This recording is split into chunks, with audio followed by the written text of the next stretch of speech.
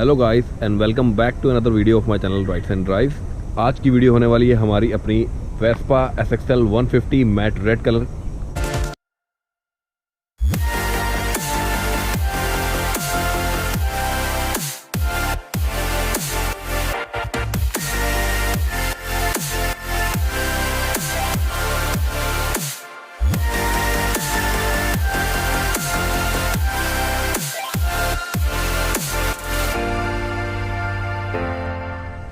This is BS4 model, matte red color, top of the variant, SXL 150.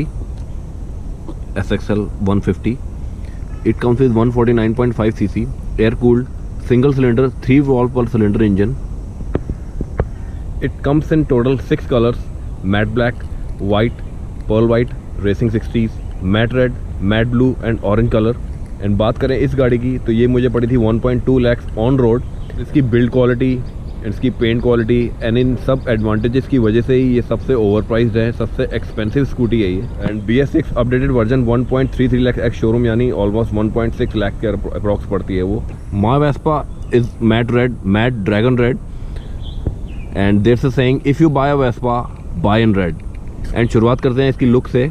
देखिए क्या beautiful matte red colour, matte red dragon colour.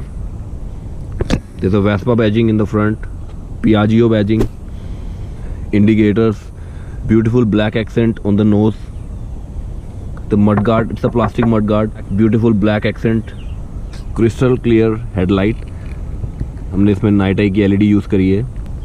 there's a beautiful chrome accent on the headlight, it's a plastic part, one headlight visor, Vespa badging, the front brake lever aluminium का आता है, it's a very strong build. And let's come to the tire section. Front wheel is an 11 inches 110/70/11।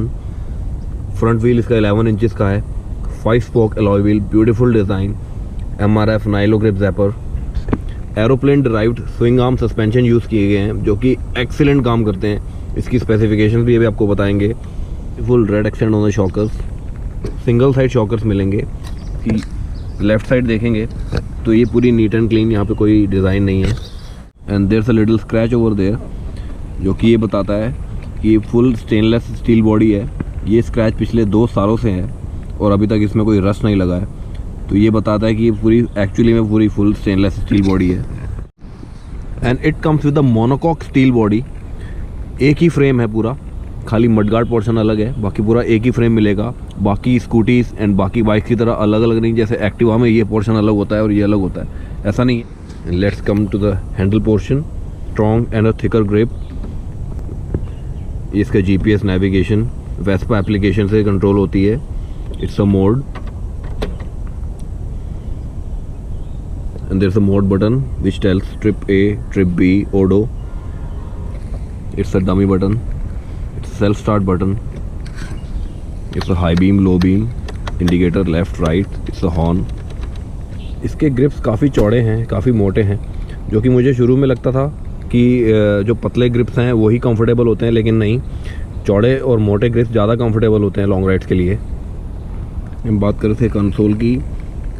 No tachometer, only speedometer, that too analog, digital fuel meter, trip A, trip B, time and low fuel indicator, indicators, high beam, low beam and service interval reminder. This is the key. ये पुराने ज़माने में जैसे Vespa आता था बिल्कुल वैसी की है इसकी, सिंपल सी। And there is a pocket to keep something over there. इसका हुक, यहाँ पे आप अपने कुछ भी टांग सकते हैं। तो चोक लीवर, BS4 मॉडल है तो इसमें चौक आती है। Black pattern rubberised stuff. This is a genuine matte, Vespa badging. बहुत ही बढ़िया बिल्ड क्वालिटी इन मैट्स की। अभी तक देखिए कैसे शाइन कर रहे हैं, 3 साल से ज़्यादा हो गए हैं इसको। And it's a full steel body. यहाँ पे हमने वेस्पा का स्टिकर लगाया क्योंकि यहाँ पे हमारे थोड़े बहुत स्क्रैचेस लग गए थे। And this is a part of genuine accessories. इसमें आपको फुटरेस्ट मिल जाता है, रेयर फुटरेस्ट मिल जाता है। दिस इज़ वेरी स्ट्रॉन्ग, मतलब जितने भी स्कूटीज़ हैं, जितने भी साइड आर्म प्रोटेक्टर्स मैंने अभी तक देखे हैं, उसमें सबसे स्ट्रॉन्गेस्ट है ये। आवाज़ से, इसमें साउंड से ही पता चल जाएगा वो कि कितनी स्ट्रॉन्ग बिल्ड है इसकी। This is a reflector in the body. Seats हमने इसकी एलिगेंट मॉडल की यूज़ करी हैं, जो कि स्प्लिट सीट्स आती हैं, ड्यूअल स्प्लिट सीट्स। वैसे इसमें ओरिजिनली सिंगल सीट आती है जो कि इतनी कंफर्टेबल नहीं है, ये बहुत कंफर्टेबल है उससे, जिसमें हमने आफ्टर मार्केट कवर यूज़ किए हैं रेड एक्सेंट के साथ, जो कि सीट को बहुत ही ब्यूटीफुल बना देता है। This is also genuine accessory, genuine backrest, ये वेस्पा के शोरूम से ही मिलेगा आपको। इसमें वेस्पा की बैजिंग मिल जाती है, Vespa SXL model, rear tail light, it comes with a bulb, beautiful chrome accent, bulb indicators, no LEDs, nothing. SXL 150 की badging. This is also foot rest, ये बहुत ही बढ़िया काम करता है, इसमें लेडीज़ को बैठना हो साइड में उसके लिए बहुत ही बढ़िया है ये। And this is a kick, the air filter box, dual effect hydraulic shock at the rear. बात करते हैं इसके रेयर टायर की। It comes with the same 5 spoke 10 inches alloy and the tyre section is 120/70/10। Ground clearance इसकी बहुत ही कम है, 155 mm आती है। इसकी फ्यूल कैपेसिटी 8 लीटर्स है। BS4 में 8 लीटर्स आती है एंड BS6 में इट्स 7.4 लीटर। बात करें इसकी पावर की तो इसकी power 10.4 bhp at 7000 RPM and torque output रहेगा 10.9 Nm एट 5500 RPM। जो BS6 और BS4 मॉडल्स में कुछ ही पॉइंट्स का फ़र्क है, कुछ ज़्यादा फ़र्क नहीं है।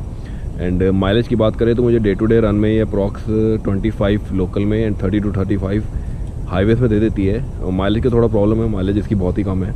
एंड बात करें इसकी स्कूटी की परफॉर्मेंस की तो बहुत ही आउटस्टैंडिंग है। मैंने अब तक बहुत स्कूटी चलाई है लेकिन इस लेवल की परफॉर्मेंस मुझे किसी भी स्कूटी में नहीं दी। इसका सस्पेंशन, इसकी हैंडलिंग आउटस्टैंडिंग है। 80 to 90 में क्रूज कर रहे होंगे तब भी ये स्कूटी आपको बिल्कुल डिसअपॉइंट नहीं करेगी, इस लेवल की हैंडलिंग है इसकी स्कूटी की। एंड जब बात आती है इसकी हैंडलिंग की और इसकी परफॉर्मेंस की तो क्रेडिट जाता है इसकी सस्पेंशन और इसकी बिल्ड क्वालिटी एंड इसकी चैसी को। Comes with massive 5 years warranty और 60,000 किलोमीटर्स।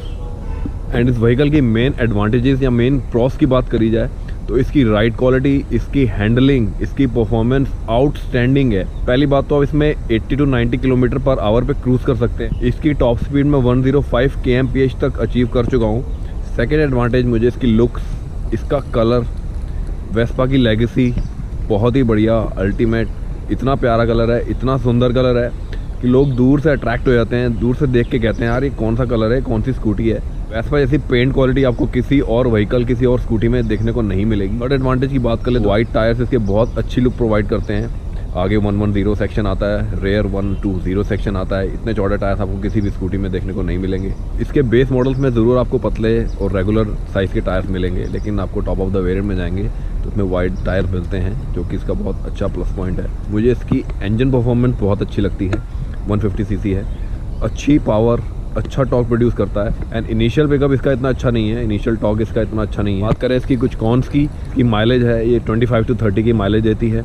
वैसे तो कोई भी स्कूटीज़ हैं वो 30 से ज़्यादा की एवरेज, 30 से ज़्यादा की माइलेज नहीं देती। इस स्कूटी का सबसे बड़ा कॉन जो आज तक किसी ने नहीं बताया होगा वो मैं बताता हूँ। एंड जो इस स्कूटी को यूज़ कर चुका होगा काफ़ी साल तक चलाकर, उसे ही शायद इस बात का पता हो, तो मैं बताता हूँ आपको क्या चीज़ है। आप इसके टायर्स को गौर से देखेंगे तो टायर्स के 2 सेक्शन होते हैं, राइट और लेफ्ट। दूसरा सेक्शन सही होगा, इस स्कूटी का एक सेक्शन ही ज़्यादा घिसता है। तो यही प्रॉब्लम इसके आगे वाले टायर्स में और पीछे वाले टायर में भी है।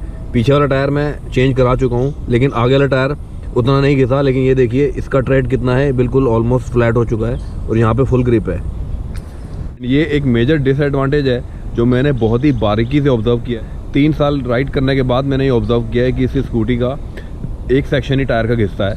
न जाने क्यों, ऐसा क्यों है। अगर कोई मुझे वेस्पा से, पियाजियो से कोई सुन रहा हो तो आप प्लीज़ इसको सॉल्व करिए। मैंने कंपनी में काफ़ी ईमेल्स भी करे, काफ़ी इस चीज़ को लेके कंप्लेन भी करी, लेकिन अभी तक कोई सोल्यूशन नहीं मिला। उन्हें भी एक्चुअली में नहीं पता चला कि ऐसा होता क्यों है। एक और डिसएडवांटेज है इसके क्लच में। After 2 to 3 months of service ये क्लच के अंदर शूज़ होते हैं जिनको कुछ साफ़ करना पड़ता है, और अगर वो साफ़ नहीं होते तो इनमें वाइब्रेशन बहुत ज़्यादा बढ़ जाती हैं। और डिसएडवांटेज मुझे इसकी गाड़ी में ये लगता है क्योंकि ये स्कूटी इटली की है और इटली के हिसाब से डिज़ाइन करी गई है, इंडिया के हिसाब से डिज़ाइन नहीं करी गई, तो इसमें इनिशियल पिकअप में लैग बहुत ज़्यादा देखने को मिलता है। वंस यू गो आफ्टर 60 तो इस स्कूटी की परफॉर्मेंस आपको अल्टीमेट मिलेगी।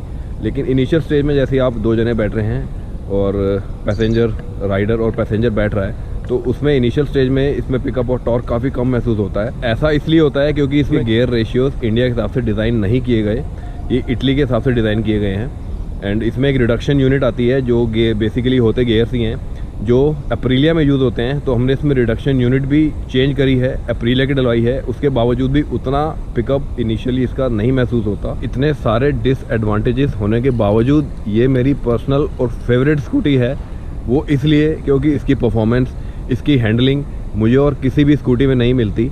हालांकि मैंने पल्सर यूज़ करी है, 50,000 से ज़्यादा चलाई है, क्लासिक रखी है और भी व्हीकल्स यूज़ करे हैं, लेकिन उनकी भी परफॉर्मेंस मुझे इतनी अच्छी नहीं लगती जो कि मुझे इस स्कूटी ने इम्प्रेस किया है। पिछले 3 ईयर्स से ये मेरी डेली कम्यूटर है। 15-16,000 से मैं राइड कर चुका हूँ। एंड अगर आपकी कोई भी क्वेरी हो वेस्पा से रिलेटेड, कार से रिलेटेड, किसी भी बाइक से related, please leave a comment. I will definitely reply. And that's it for today's video. If you like the video, please give a thumbs up and don't forget to subscribe the channel. Thanks for watching. मिलते हैं अगली video में।